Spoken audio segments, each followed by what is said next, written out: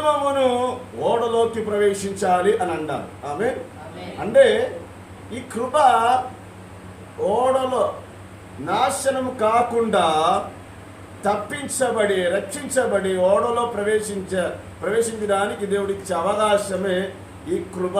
ఆమె ఈ కృప ఏమిటంటే దేవుని రాజ్యములో ప్రవేశించే అవకాశమే ఈ కృప.